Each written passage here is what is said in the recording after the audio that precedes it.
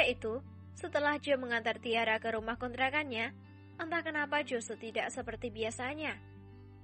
Jika biasanya dia langsung kembali ke apartemen miliknya di Bukit Batu, namun sore itu dia sengaja ingin berjalan-jalan di sekitar kota Batu ini untuk melihat-lihat beberapa dealer sepeda motor. Jika ada nanti yang pas dan tidak terlalu mencolok, dia ingin membelikan satu untuk Tiara. Ini semua agar gadisnya itu tidak jalan kaki lagi jika bus mini yang biasanya ditumpanginya penuh sesak. Baru saja Jo memarkir Vespa butut miliknya di area parkir di salah satu deretan showroom motor, kini dia sudah dikejutkan oleh suara ribut-ribut di salah satu kafe yang tidak jauh dari tempat dia berhenti tadi. Merasa penasaran, Jo segera berpaling ke arah suara itu dan dia kaget ketika melihat 3 orang gadis yang sangat dia kenal sedang diganggu oleh sekelompok pemuda. Bukankah itu adalah Mira, Dewi dan Janet? Pikir Jo dalam hati. Melihat raut wajah ketakutan dari gadis itu, membuat Jo merasa perlu untuk ikut campur. Namun, ketika mengingat perlakuan dari ketiga gadis itu kepada dirinya selama ini, maka spontan rasa kasihan itu hilang dari dalam hatinya. Tujuanku bukan untuk membuang waktuku. Aku lelah dan ingin segera kembali ke Bukit Batu. Urusan mereka bukan urusanku, kata Jo, lalu segera mencopot helm miliknya dan meletakkan di stang motor miliknya. Begitu helm dicopot, satu teriakan melengking memanggil namanya. Jo? Jo berpaling ke arah datangnya suara. Kini dia melihat bahwa ketiga gadis itu sudah digiring oleh para pemuda itu sampai di bibir gang antara kafe dan showroom motor. Menduga akan ada bahaya bagi ketiga gadis itu, Jo pun segera berlari ke arah gang tadi dan langsung membentak. Hoi, apa yang kalian lakukan kepada gadis itu, hah? Bentak Jo yang telah berdiri di depan gang tersebut. Sobat, ini bukan urusanmu. Ketiga gadis ini telah berhutang kepada majikan kami. Ketika ditagih, selalu ada saja alasannya, hanya untuk pamer dan foya-foya supaya terlihat seperti anak orang kaya. Mereka telah meminjam sejumlah uang, kini mereka harus membayar dengan cara apapun itu, kata salah seorang dari lelaki itu. Lalu, untuk apa kalian menyeretnya memasuki gang ini? Tanya Jo. Sudah aku katakan, ini urusan kami. Jika kau mampu dan merasa bagaikan pahlawan, silakan membantu mereka untuk melunasi hutang tersebut. Jika tidak, mereka akan kami bawa menemui majikan kami. Terserah mau diapain. Yang terpenting, setara dengan hutang yang harus mereka bayar. Berapa hutang mereka? Tanya Jo. Nah, ini yang aku suka. Pertanyaan seperti inilah yang sangat aku suka. Hei sobat, asal kau tahu saja, setiap dari mereka berhutang 50 juta rupiah. Dan setiap bulannya ada bunga sebesar 15%. 50 juta rupiah harus mereka lunasi selama 2 tahun. Jika tidak, mereka bisa dijadikan sebagai pelacur di Tasik Putri sampai jumlah hutang mereka lunas. Kini, mereka sudah menunggak 2 bulan. Kau bisa hitung sendiri berapa bunga dan tunggakan tersebut. Oh ya, jangan dikira tidak ada hitam di atas putih. Surat perjanjian hutang itu ada dan lengkap.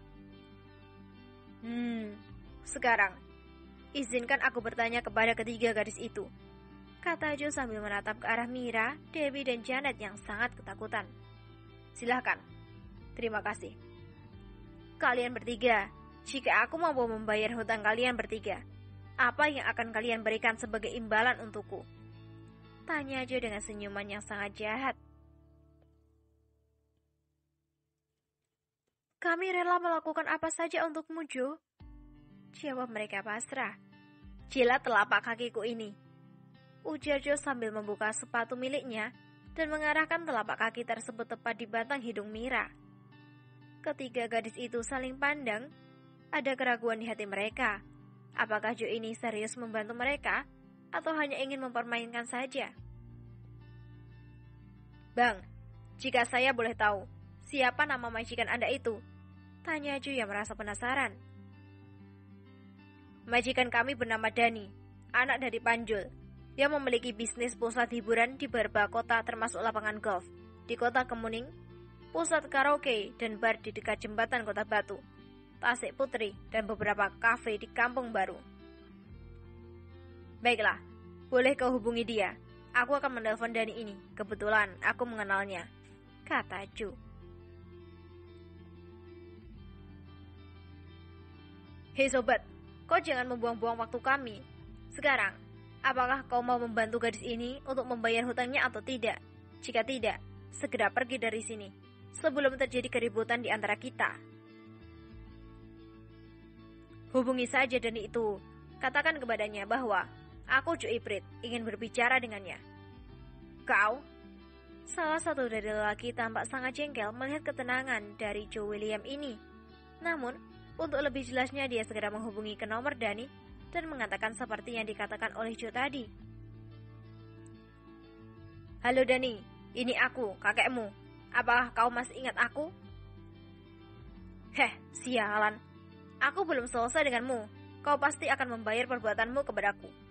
Gara-gara kau, aku nyaris lumpuh. Bentak Dani di telepon seluler tersebut. Aku akan mematahkan batang lehermu apabila kau masih mengusik ketiga mahasiswi di kampus Kota Batu ini. Mereka adalah Mira, Dewi, dan Janet. Lepaskan mereka, atau aku akan datang ke markasmu dan mengubrak-abrik portmu di sana. Ancam Joe bersungguh-sungguh.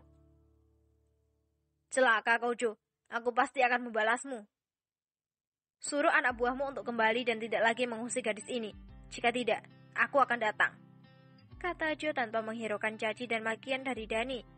Dia lalu menyerahkan ponsel tersebut ke tangan pemiliknya. Halo bos, kembali kalian semua. Ponsel itu bukan lawan kalian. Cepat kembali atau dia akan membunuh kalian, bentak Dani sehingga membuat beberapa orang lelaki itu tercengang. Hanya dia seorang saja bos, apa hebatnya? Jangan bodoh kalian.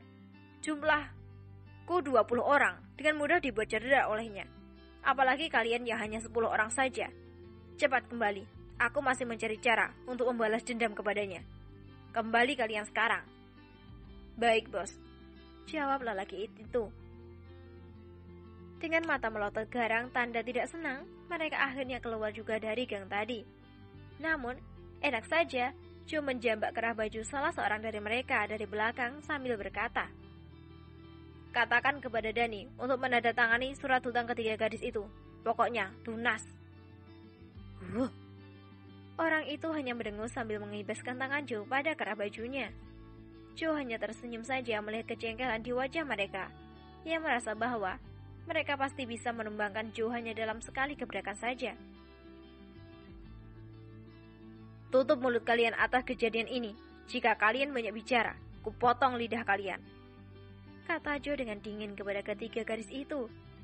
Mira, Dewi, dan Janet langsung ketakutan melihat sorot mata Joe.